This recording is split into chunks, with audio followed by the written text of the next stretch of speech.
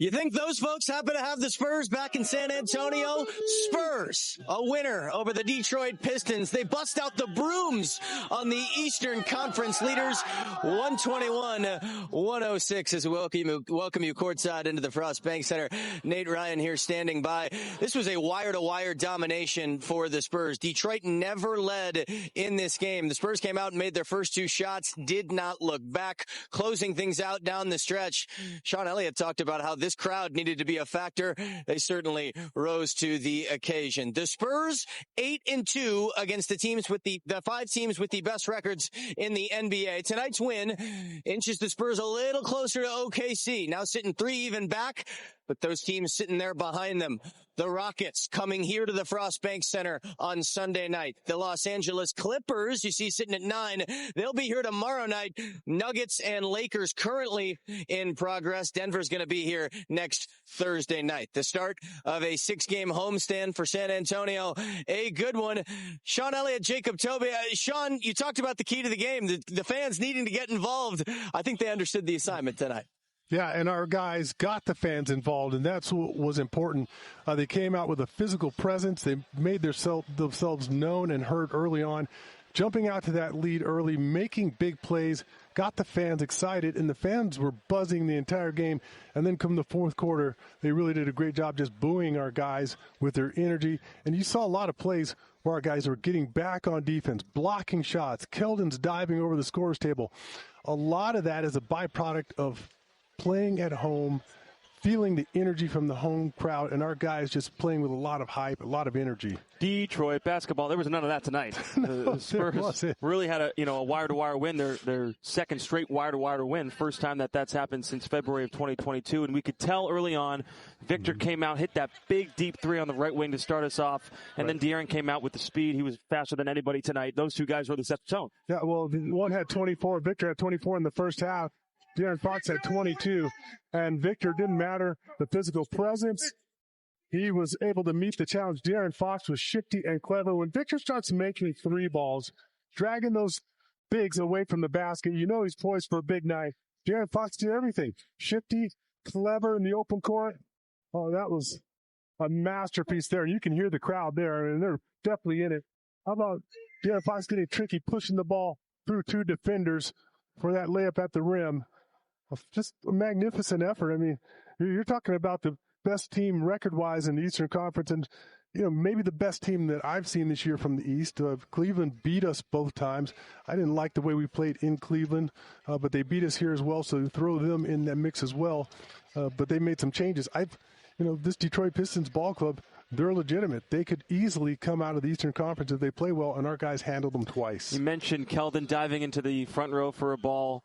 Carter Bryant getting on the floor. Those are the little things that separate teams potentially going on and doing well in the playoffs and winning championships. Those are like championship moments, I would think, right? It's all the little things, just like that. Jumping over the scorer's table. Here's Keldon. Look at Jordan Halstein. Jordan's getting out of the way. You're supposed to catch him, Jordan. Nope.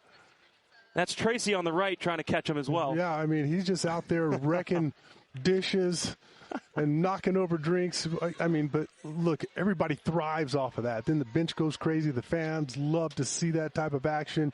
And you better believe it. Tomorrow night we come back here, the fans are going to be just as rowdy. 8:30, late game against you-know-who in the Clippers, but they have some new pieces. Darius Garland comes over from Cleveland in the James Harden trade. Ben Mathurin comes over from Indiana. They trade away Zubac. They get Ben Mathurin. New-look Clippers squad who was gaining steam before the trade deadline, and they decided to kind of redo some stuff. Yeah, so they're playing good basketball right now. Of course, they lost Norman Powell, who goes over to Miami as well.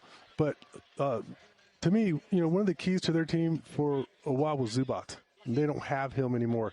He's been a terror for us. We've had a tough time keeping him off the glass. He's tough time keeping him out of the paint and scoring. They don't have that type of presence anymore. So let's see what happens. But got to give the Clippers a lot of credit. They start off miserably, and they've worked themselves all the way back. So tomorrow night it's not going to be a cakewalk. It's going to be hard. Absolutely. So you get the Spurs win. Your hot dog was great at the third quarter. Got an elote dog, a hot dog with corn on it. You're taking us golfing tomorrow for my birthday round because my birthday's on Monday. Are you and I going to beat my 2 best buddies from sitting behind us? We're setting them up right now. A couple bucks a hole, right? Birdies are double. I'm going to eat well this weekend, I promise you. That's what I love to hear. Nate, we'll send it back to you. Yeah, you guys enjoy the links. I might hit the library tomorrow and just get a bust of mental sweat out. Maybe brush up on my literature, and then I'll catch you guys here tomorrow, 8 p.m. How about it? I love it. We'll see you guys tomorrow night. Thanks for your work, JT and Sean. Bringing home another Spurs victory. What a way to start the homestand for San Antonio. A sweep of the Eastern Conference leading Pistons. Stephon Castle, double-double, 11 points, 12 dimes. We got more Spurs post-game live after this.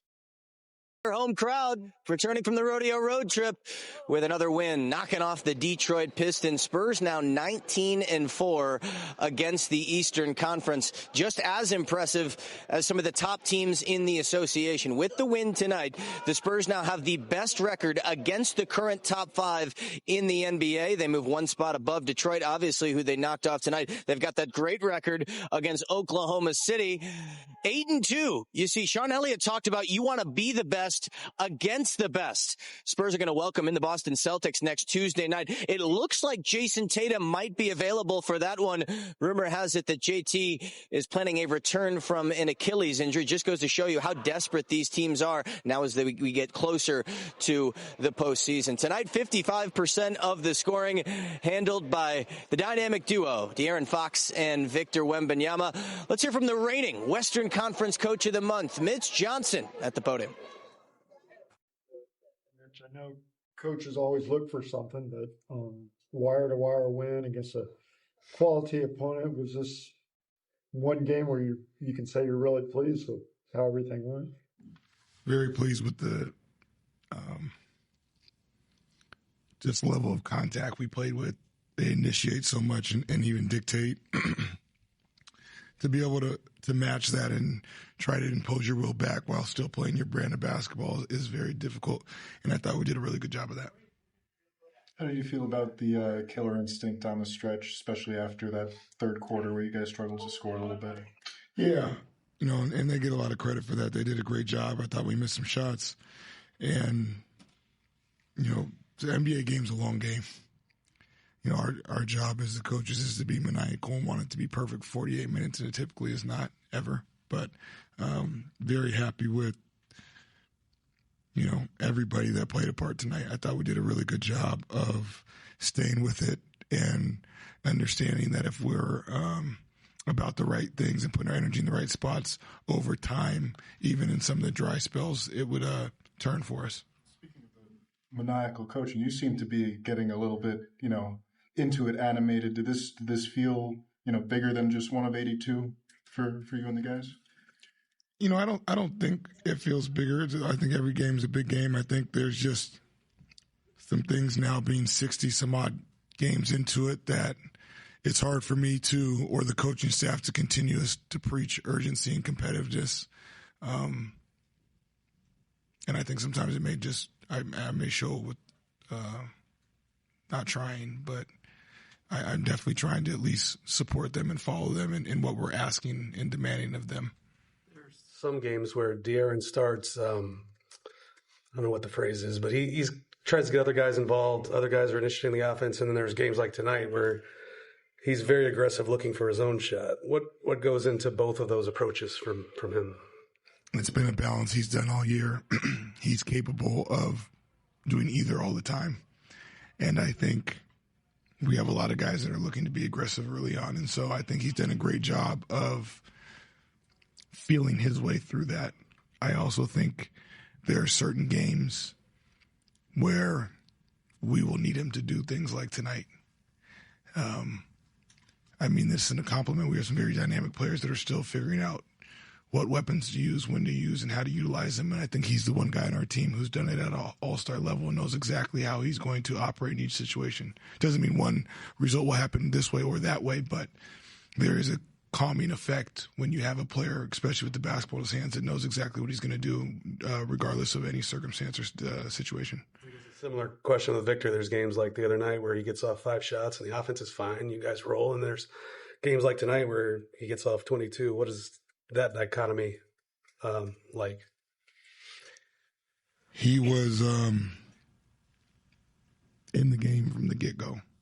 you talk about offense, defense, rebounding, screening, in a stance, communicating, doing two things at once defensively, minutes played. I mean, he dominated the game in every sense tonight. You played him a lot in the first quarter. Does that reflect what you're just talking about? He was so into it, you just let him ride? Or? Yeah, again, it's hard for me to be contradictive of trying to instill and continue to demand upping our levels of competitiveness and urgency, and not also give them the opportunity at times to meet and match that or set it themselves. So I think it's just a combination of that. But I thought everybody played well tonight. But I think Victor and Fox and Steph all really, really set a tone from the get-go and really were pretty dang consistent throughout. Mitch Johnson talking about tonight's Spurs win. 55% of the scoring tonight coming from Victor and De'Aaron Fox. But I like what he said about De'Aaron Fox, and that there's a lot of dynamic players on this Spurs team, right, who are still figuring out their way down the stretch and figuring out when to use the weapons they have in their bag. De'Aaron Fox is a guy, he shows up to the course, and he's got that club in his bag 7 days a week, rain or shine. De'Aaron down the stretch, closing things out. Also 2 critical steals, picked the pocket of MVP candidate Cade Cunningham. De'Aaron Fox, a 2-time All-Star, former Clutch Player of the Year award winner. That's a guy that the Spurs are going to be relying on in crunch time down this stretch. This is a pretty easy play. Just throw it up to the 7-4 character. Devin Vassell, put it up to put it down. Wembanyama putting the fans on their feet. Celebrating a Spurs win at the FBC. Don't go anywhere. Nights end a lot better celebrating a Spurs win. San Antonio sweeps the Eastern Conference leaders 121-106, just a week and a half after knocking off the Pistons in the Motor City. Nate Ryan here courtside at the Frost Bank Center. Good to have the hardwood in and the rodeo dirt out as well. There is one team in the association this season that the Spurs have yet to play. It's not an Eastern Conference opponent. It's the Los Angeles Clippers. Kawhi Leonard. It's had Kawhi's been having a heck of a campaign. I think he's playing his best basketball since he won the title of the Toronto Raptors.